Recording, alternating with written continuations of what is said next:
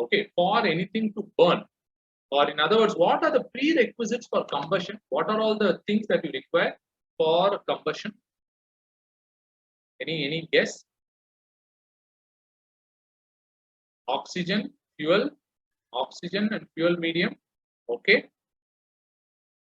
Fuel, oxygen, very good. Anything else? So what I do is I have a fuel. Let's say I have petrol. Yeah. And I have oxygen. Will it burn? Because that is what you have said, no? Fuel and oxygen.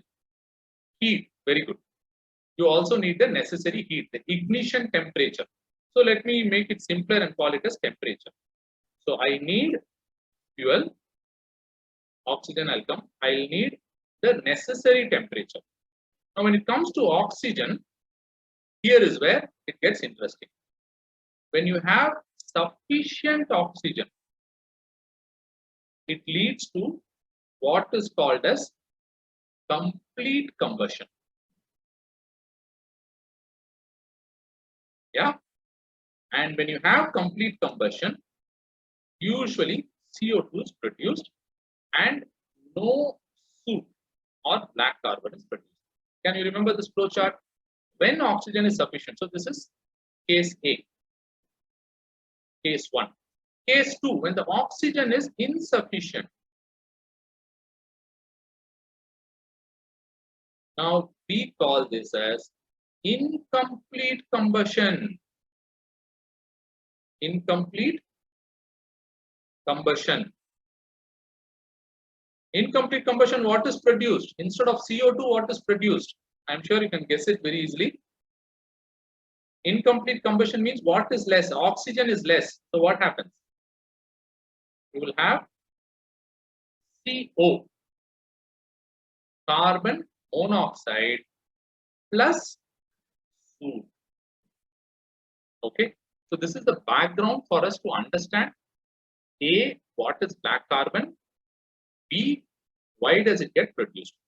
So far, is it clear? If it is not, let me know in the chat box. I'll explain it further.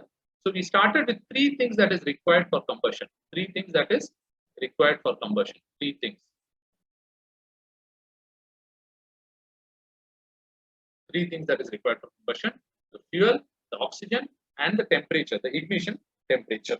If it is sufficient, it is proper combustion, CO2. Okay.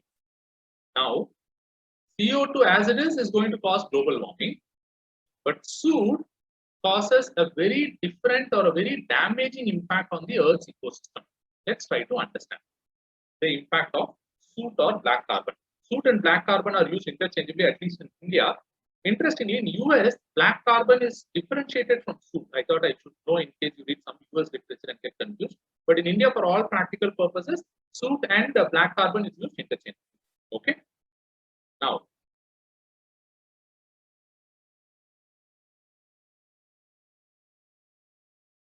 okay, great. Now what I'm doing, I'm slightly projecting it. We have Delhi here. Yeah. And somewhat here. About 2-3 layers you have now. You have the Great Himalayas. A lot of pollution from Delhi. We have both CO2 as well as soot going in the atmosphere. Now, the soot has gone into the atmosphere. Okay. And because soot, is soot a pollutant? Someone can tell it in yes or no. Is soot a pollutant? It is. Okay. Soot is a pollutant. Now, what kind of pollutant is it? Is it a gaseous pollutant? What is the other name for soot which you can, maybe touch and feel? Exactly. It's called particulate matter. Very good, Pandya. So it's called as the particulate matter. Now I'm going to give you a side view of one of the mountains. Side view. Okay. So let's start with one slope of the mountain. Yeah, it is like this. On top of the mountain, I'm just exaggerating the size. Let's say there is a glacier. This is a glacier. And the glacier, what it is do, as we know, it will move also. Slightly it moves also. Okay. So this is a side view. Now this soot has gone into the atmosphere, and because it is particulate matter, maybe due to rain or maybe due to its own weight, it comes and settles on the glacier. Settles on the glacier. Now, what is the color of the soot? The color of the soot is black. What is the problem with the black? What is the problem with black color of soot when it comes to global warming? Any idea? There is one term, no?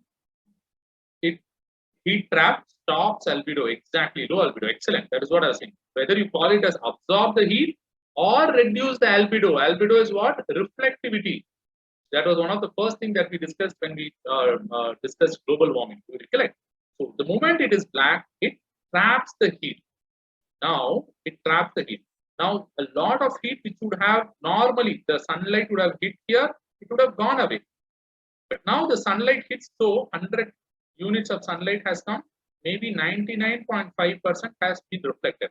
But now the moment the sunlight hits here, maybe only 50% or maybe only 30% goes.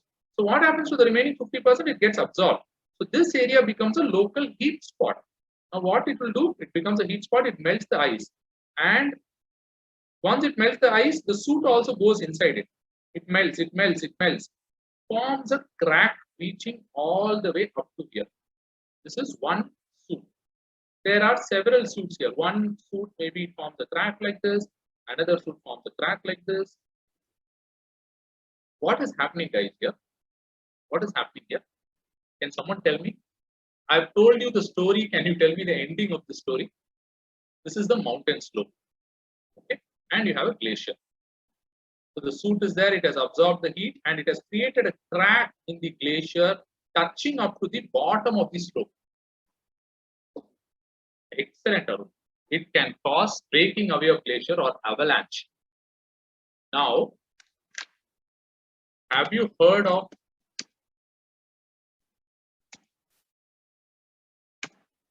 this one? Oh, I'm sorry. I think it is going only to Abhishek. I don't know why. 1 second. Have you heard of this, guys, recently? This is not to say that soot was the only reason, but this is one of the contributing reasons. Broadly, people have agreed that the glacier suddenly, there's a huge avalanche. It came down and it took away whatever lay in its path. 2 power plants, hydropower plants, were just washed away. Okay. So the whole point about black carbon, I think we have explained it here. Okay. Now let's look at what is written in the slide. It will be much easier for us to grasp. Black carbon emitted due to incomplete combustion. So this we have discussed. Oh yeah, this I forgot. So black carbon is an example of short-lived climate pollutant, like methane. Carbon dioxide is a long lifespan. Black carbon is a short-lived climate pollutant. And India and China are the largest emitters of black carbon in the entire world. This shows that many of our power plants and vehicles, the combustion is not complete. That's a very direct example. Wherever more black carbon is produced, it means your combustion efficiency is poor. As simple as that. Okay. This part we have discussed. Black carbon absorbs more light, etc., etc. And the other points we have discussed. In case you are interested, I have also kept ready for you one article from Down to Earth about this black carbon threat, one article from Hindu about the Nanda Devi glacier burst, which I intend to teach when I teach disaster. So disaster and environment to that extent are linked. But for the ones who don't want to wait, and I would really appreciate if you don't want to wait for me to teach, you study by yourself because the links are given, fairly easy to understand. Now that we have also discussed it. So the black carbon looks very clearly black. No? Look at this area. Look at this part, somewhat here. Are you able to see these black dots? Yeah. So this is how it actually makes the snow blackish or brownish in color. Okay. So that's about black carbon. Now we'll